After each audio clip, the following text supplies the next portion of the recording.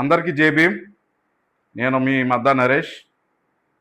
మరి ఒకసారి ఒక ప్రోమో వదిలేను. నేను జాతిని అడ్డెట్టుకొని డబ్బులు సంపాదించడం, పదవులు సంపాదించుకోవడం కోసం చూస్తున్న వ్యక్తి కోసం మాట్లాడతానని నేను చెప్పడం జరిగింది. అయితే చిన్న 2 ఊరు వెళ్ళడం వల్ల డిలే అయింది. అయితే ఈరోజు నేను చెప్తాను. నేను జాతిని అడ్డెట్టుకుంటా. మరి వీడు కూడా ఎంతమంది దళిత క్రైస్తవులు ఎంతమంది తిరుగుతారో తెలియదు, కానీ వీడికి ఎదట వ్యక్తిని తిడితే అంత వీడికి ప్రైజ్ మనీ వస్తూ ఉంటుంది. ఒక పార్టీలో ఉంటాడో వేరే వాళ్ళని తిడతాడు, వేరే వాళ్ళు తిట్టిన పార్టీలోకి వెళ్ళి మళ్ళీ వీళ్ళని తిడతాడు. వీడికి ఒక స్టాండ్ అంటూ ఉండదు, ప్రతి ఒక్కరిని తిడతాడు. తిడితే వీడికి బహుమతులు. ఇలా తిట్టడం వల్ల వీడికి వచ్చిన బహుమతుల వల్ల జాతికి చెడ్డ పేరు తీసుకొస్తున్నాడు. ఎవడో కాదు, మహాసేన రాజేష్ అనేవాడు. అయితే పర్టికులర్గా నేను వీడు మహాసేన రాజేష్ అనేవాడు గురించి నేను వీడియో చేయడానికి కారణం అంటే, ఆడు నేను ఏదో బద్ధశత్రువులు కాదు, ఇద్దరికి ఏమైనా ప్రాబ్లమ్స్ అలాంటి ఇక్కడ ఏమీ లేవు. ఇద్దరం కలిసి ఒకే పార్టీలో ఉన్నాం ఈ రోజుకి. అయితే వీడి గురించే నేను ఎందుకు మాట్లాడాలి అన్న దాని మీద ఏంటంటే, ఆకివీడు పెద్దపేటలో రామాలయం ఇష్యూ జరుగుతుంది. అది ఎమ్మెల్యే గారు కడుతున్నారు, కన్స్ట్రక్షన్ కూడా జరుగుతుంది. అయితే ఈ ఇష్యూ జరిగే ముందు మహాసేన రాజేష్ అనేవాడు అస్సలే పెద్దపేటలో రామాలయం కడితే మీకు వచ్చిన బాధ ఏంటి, రామాలయం కడతారు మీకు వచ్చిన ఇబ్బంది ఏంటి, మీరు అన్నీ మూసుకొని పక్కకి వెళ్ళండి, ఎమ్మెల్యే గారు రామాలయం కట్టుకుంటారు. ఓకే మహాసేన రాజేష్, నువ్వు చెప్పింది అంటాకే నువ్వు ఎవడో?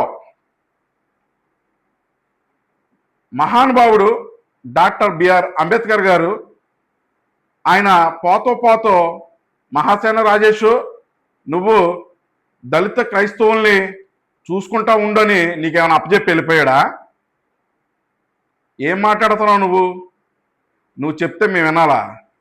ఎవడరా నువ్వు అసలు? నువ్వు నీకు మాకు సంబంధం ఏంట్రా? నువ్వు మా జాతుడు అయితే ఎవడికే జాతిని అడ్డెట్టుకుని బతికేవాడు నువ్వు. మొన్న ఒక వీడియో చూశాను, నేను చెప్పడం వల్ల పెద్దపేటలో అల్లర్లు తగ్గినాయి, వాళ్ళు వెనక్కి తగ్గారని అంటున్నావు. ఎవడరా నువ్వు అసలే? నువ్వు చెప్తే తగ్గుతావేంట్రా అసలే? నువ్వు చెప్పుకుంటున్నావు, డబ్బా కొట్టుకుంటున్నావు నేను చెప్పడం వల్లే తగ్గారని. ఒరే ఎంతమంది ఈ 57 మందిలో ఎవరన్నా ఎప్పుడన్నా వచ్చి పరామర్శించావంటారు నువ్వా? ఆకివీడు పెద్దపేట ఎక్కడున్నదో తెలిసింటారు నీకా? నీ ఊరు ఎక్కడ, ఆకివీడు పెద్దపేట ఎక్కడ? నువ్వు చెప్తే మేము విన్నామా? రే, ఒక కాకి చనిపోతే 100 కాకులు పొలో అని అరుతారా, కావు అని. మాలోడికి ఇబ్బంది జరిగితే పరామర్శిత్వం మానేసి మా మీద రాళ్ళేసి ఆ రాళ్ళతో నువ్వు కోట్లు కట్టుకుంటున్నావా? కోట్లు సంపాదించి జాడా శ్రావణ్ గారిని తిడతావు, పివి సునీల్ కుమార్ గారిని తిడతావు, మాజీ ఎంపీ గారు హరీష్ కుమార్ గారిని తిడతావు. ఎందుకంటే వీళ్ళు జాతి కోసం పోరాడుతున్న నాయకులు కాబట్టి నువ్వు తిడతావు. ఎంత తిడితే నీకు అంత బహుమతి. బతికినంతకాలం వీడు మంచోడ్రా అనుకోవాలి. చనిపోయిన తర్వాత కూడా మంచోడ్రిడా చెప్పుకునేలా బతకాలి. జగన్ గారి పార్టీలో ఉంటావు, జగన్ గారి పార్టీలోంచి బయటకు వస్తావు, జగన్ గారిని తిడతావు. చంద్రబాబు గారి దగ్గరికి వెళ్ళావు, జగన్ గారి దగ్గర చంద్రబాబు గారిని తిట్టావు. పవన్ కళ్యాణ్ గారిని నీకు ఎందుకయ్యా నువ్వు 4 పెళ్ళిళ్ళు చేసుకున్నావు, 3 పెళ్ళిళ్ళు చేసుకున్నావు అంటే కుటుంబ కలహాలు, ఇబ్బందులు ఉండొచ్చు. ఆయన అన్నాడు ఫ్యామిలీస్ వల్ల సెట్ అవ్వలేదు, ఏదో ఇబ్బందులు ఉన్నాయని పవన్ కళ్యాణ్ గారు చెప్పడం జరిగింది. దాన్ని నువ్వు ఎంత వ్యతిరేకించావు?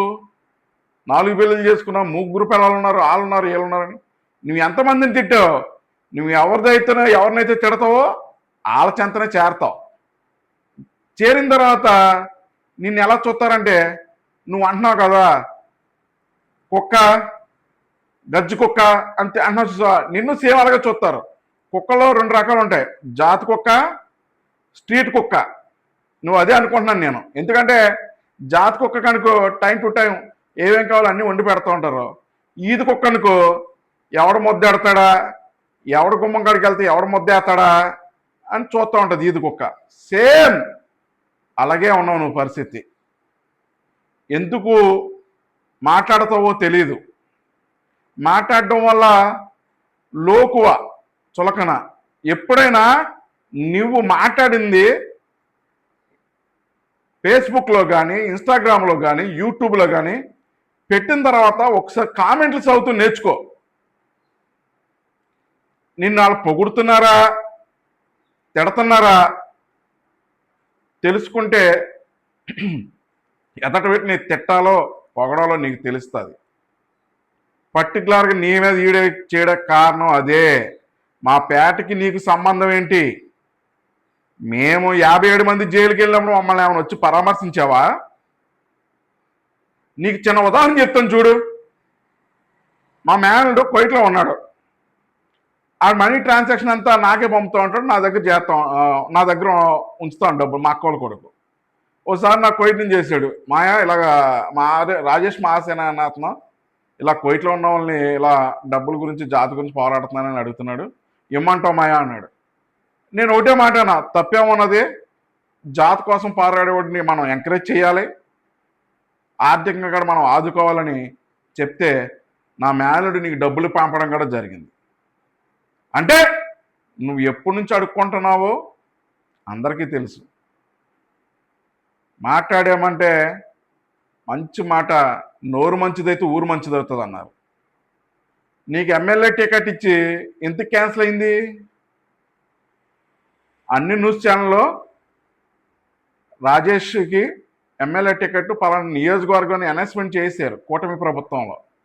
ఎందుకు క్యాన్సిల్ అయింది? నీ నోరు మంచిది కాదు కాబట్టే క్యాన్సిల్ అయింది. నీకేమైనా జాతి మీద ప్రేమ అభిమానం ఉంటే ఆకివీడు ప్రస్తావన ఎక్కడైనా ఎత్తితే మట్టి బాగోదు నీకు. నేను చెప్పడం వల్లే తగ్గేరాలో, నేను చెప్పడం వల్లే అల్లలు మానేశారు, నేను చెప్పడం వల్లే వాళ్ళు కామ్ అయిపోయారు.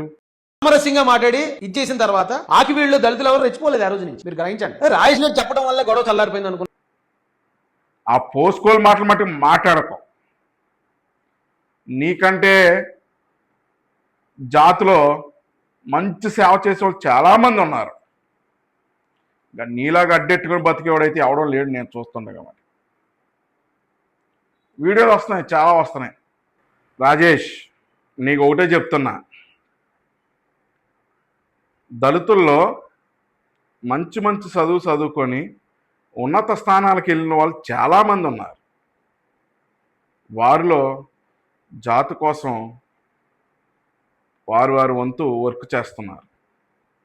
జాడా శ్రావణ్ గారు ఉన్నారు,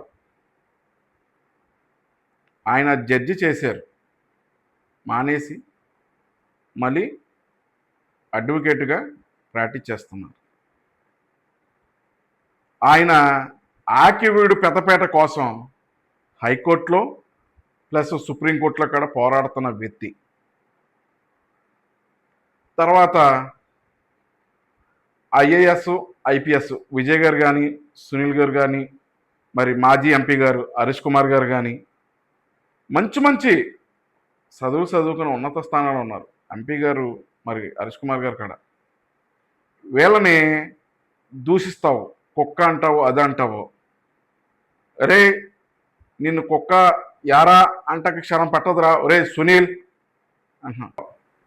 ఏది నువ్వు ఐఏఎస్ ఐపీఎస్ అవి ఒకసారి చూపించు, నీ వల్ల అవ్వదు. ఆల్రెడీ అయ్యుండి దళిత సేవ చేస్తున్న వారి మీద బురద జల్లుతావు. దేనికి? నువ్వు ఇంకోటి ఉంది నీ దగ్గర. నువ్వు ఎవరినైతే తిడతావో మళ్ళీ ఆహల్ చెంతగా చేరతావో. సిగ్గనది లేదంట నీక.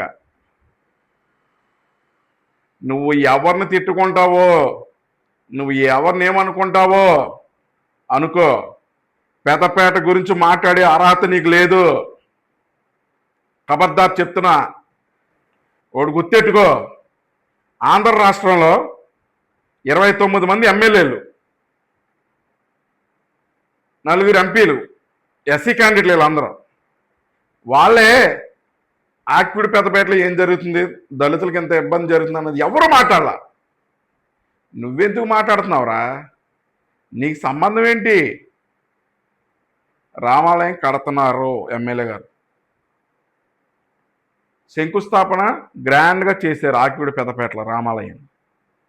అబ్జెక్షన్ చెప్పలేదే. స్టార్టింగు అబ్జెక్షన్ చెప్పడం మటుకు వాస్తవం. తర్వాత శంకుస్థాపన గ్రాండ్గా చేశారు. ఆయన పేట అంతా నిండుగా మంచి తోరణాలు పందిర్లు అన్నీ వేసి ప్రతి ఒక్కరిని ఆహ్వానించారు. పేట అంతా మేము అబ్జెక్షన్ ఏం చెప్పలేదే. నీకొచ్చిన బాధ ఏంటి? నేను చెప్పడం వల్లే పెద్దపేటలో ఉన్న వాళ్ళు అందరూ ఆగారు. నువ్వెవడో అసలు చెప్పడానికి మా పెద్దపేటలో నువ్వు చెప్పడానికి? జాతుడు అయితే మాయ మాటలు చెప్పి మమ్మల్ని మీద ఆ డబ్బు సంపాదించుకుంటున్నావా? ఖబర్దార్ రాజేశ్వర్ మహాసేన, నువ్వు ఎవరి గురించి అయినా మాట్లాడుకో. ఆక్విడ్ పెద్దపేట దళితుల గురించి మాట్లాడే అర్హత నీకు లేదు. ఆక్విడే కాదు, 2 తెలుగు రాష్ట్రాల్లో దళితుల గురించి మాట్లాడే అర్హత నీకు లేదు. ఎందుకంటే నిలకడలేనోడు నువ్వు. ఈ పార్టీలో ఉంటావు ఈరోజు, రేపు వేరే పార్టీలో ఉంటావు, ఎల్లుండి ఇంకో పార్టీలో ఉంటావు. ఎన్ని పార్టీలు తిరిగినా కానీ నిన్ను ఆదరించరు. జాగ్రత్త. ఒక పార్టీలో ఉండు, ఒక మాట మీద ఉండు. నేను ఒక వీడియో చూశాను. ఆ వీడియోలో ఆక్విడ్ పెద్దపేటకు సంబంధించిన 57 మంది మీద కేసు అయ్యింది. అటెంప్ట్ టు మర్డర్ కేసులు అయినాయి. వీళ్ళ వెనకాల నుండి చేసేది ఎవడున్నాడు? వీళ్ళ వెనకాల కాపాడేది ఎవడున్నాడు? 57 మంది మీద కేసట. అటెంప్ట్ మర్డర్ కేసు కూడా పడి ఉండొచ్చు. ఆ 57 మందిని తీసుకొచ్చే దిక్కేదిరా? ఎవరు తీసుకొస్తాడు? కనీసం ఎవడన్నా పరామర్శిస్తున్నాడు వైసీపీ నుంచి? ఎవడన్నా పరామర్శిస్తాడా? ఎందుకు రెచ్చిపోతున్నారు? ఎందుకు ఎగిరెగిరి పడిపోతున్నారు అని అంటున్నావు. నీకు బాధ ఏంటి? 57 మంది జైలుకి వెళ్ళాం, రిమాండ్ అనుభవించి బయటకు వచ్చాం, వాయిదాలకు తిరుగుతున్నాం. మా కోసం కష్టపడే వాళ్ళు ఉన్నారు. నీకొచ్చిన నొప్పి ఏంటి? వీడియోలో మాట్లాడటం కాదు. నీకేమైనా దమ్ముంటే ఆకివుడి పెదపేటకు వచ్చి దళితుల్ని పరామర్శించడం కాదు, ఏమైందని అంటూ నేర్చుకో. ప్రెస్ మీట్ పెట్టి ఆ వీడియోలు చేసేసి నువ్వు హైప్ అయిపోదావు అనుకొని వీడియోలు చేసి మమ్మల్ని తక్కువ చేయకు. మా పోరాటం మేము చేసుకుంటున్నాం. 57 మందితో మేము కోర్టు వాయిదాలు తిరుగుతున్నాం.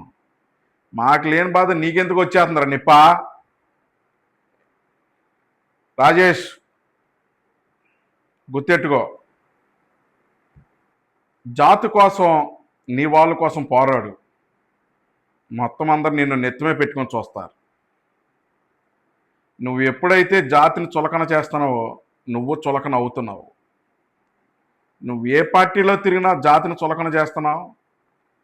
ప్రతి పార్టీ నిన్ను చులకనగానే చూస్తుంది. మన జాతిలో చాలామంది నువ్వు మట్టుకు మహాసేన రాజేష్ లాగా అవకన్నా అని చెప్తున్నాను. నేను మట్టుకు నీలాగా మట్టుకు అవను. నేను మట్టుకు జాతి కోసం పోరాడే నాయకుడినే అవుతాను. జై భీమ్, మీ మద్దా నరేష్.